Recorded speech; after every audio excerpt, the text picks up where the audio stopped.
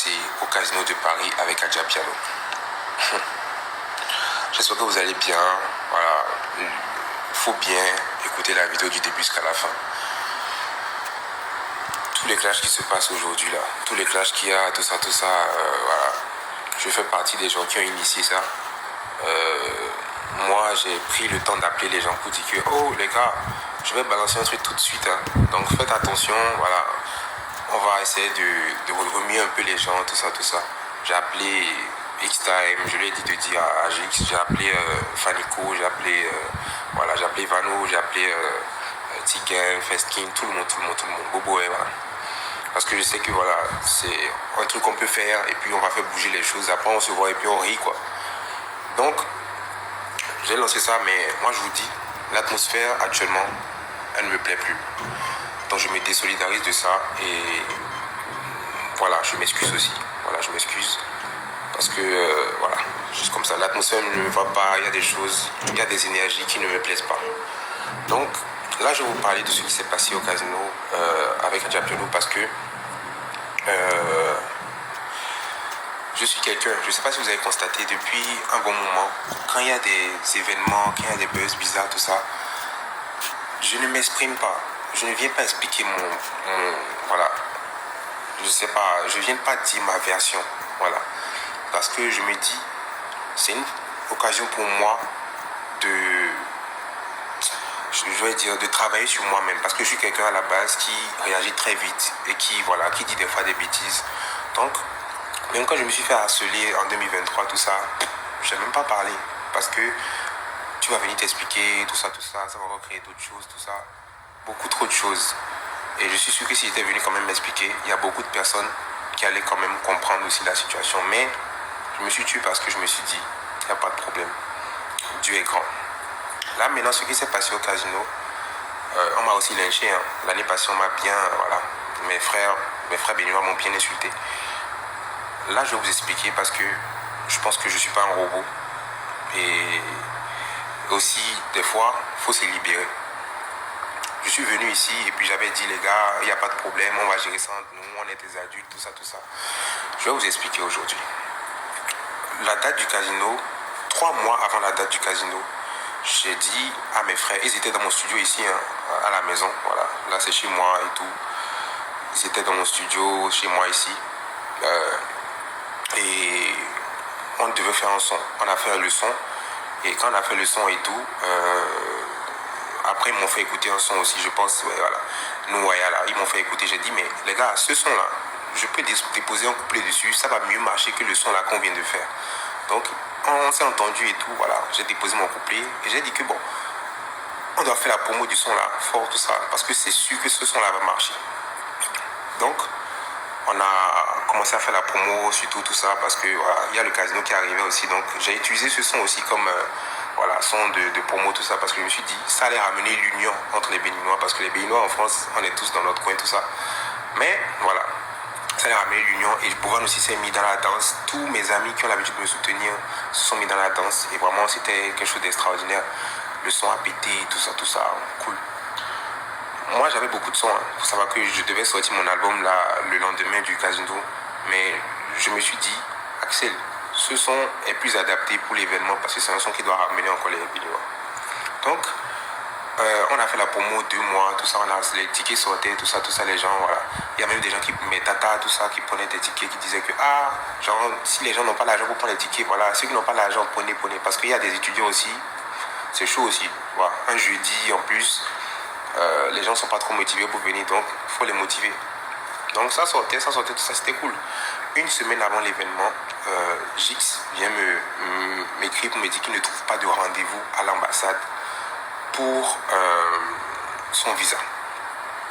Je me dis, les gars, j'étais à bout. Il faut savoir en fait que je n'avais presque plus rien parce que j'ai tout mis, parce que j'étais en coproduction avec Boss Plus.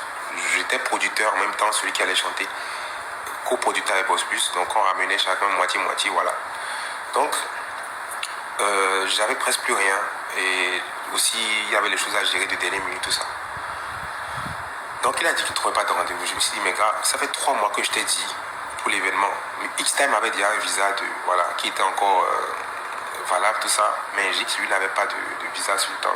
Donc, il ne trouvait pas de rendez-vous. Je suis allé supplier les gens. J'ai dit aux gars, vraiment, c'est des artistes qui vont représenter le Bénin au casino. Donc, s'il vous plaît, faites tout possible pour leur trouver un rendez-vous là. Vraiment tout. J'ai supplié les gens. On a trouvé le rendez-vous. Ils ont déposé. On a pris le truc VIP là pour qu'ils puissent voilà, avoir le visa plus. Parce que quand tu prends le VIP, voilà, visa plus vite. Donc, il a eu son visa et on était en partenariat avec Corsair. Maintenant, Corsair, en fait, Corsair a donné des billets pour les artistes, tout ça qui allaient venir au casino, tout ça. Mais le truc, c'est que quand tu veux prendre le billet de Corsair, il y a une taxe aéroportuaire que tu dois payer qui était de 200 € par personne. Donc, mes amis m'ont dit en fait qu'ils n'avaient pas les 200 € par personne pour la taxe aéroportuaire. Moi, j'étais mort parce que moi, j'étais à sec. J'avais pas vraiment 400 € sur le coup là, pour ce truc là. Alors que l'avion, il devait prendre l'avion, c'était à 4 jours ou 3 jours de l'événement. Il devait prendre l'avion là. Parce que si il doit venir avant la dernière répétition. Donc, s'il prenait le vol de Corsair, il venait directement à la dernière répétition. Il dit, les gars, débrouillez-vous pour trouver le truc, pour venir, tout ça. Ils ont dit qu'ils n'ont pas trouvé. Ils ont raté l'avion. Il n'y a pas de problème. J'ai demandé à quelqu'un de me prêter de l'argent. 4 000 €, les gars. 4 000 €. Juventus Story, je lui ai demandé de me prêter 4 000 €, de prendre les billets pour ses frères. Parce que c'est important qu'ils puissent venir au casino pour prester. Je pense que les gars, si je ne voulais pas qu'ils viennent prester, j'allais juste leur dire, les gars, j'ai pas d'argent. Laissez. On va faire ça une prochaine fois. Et peut-être ils vont, peut-être mes trucs là, ça sera pas une affaire de oui, on nous a humilié, tout ça. Voilà. J'ai pris 4 000 € parce que le seul vol qu'on a trouvé, c'était la veille. C'était 4 000 €, 2 000 € chacun. 4 000 € et quelques, quoi. Voilà. Donc, ils ont pris le vol. La veille là, et ils sont venus directement. Ils ont raté la dernière répétition, donc ça veut dire qu'ils n'ont fait aucune répétition, c'était du live, donc il fallait répéter. Tous les artistes ont répété, hein. Emma, Lil J,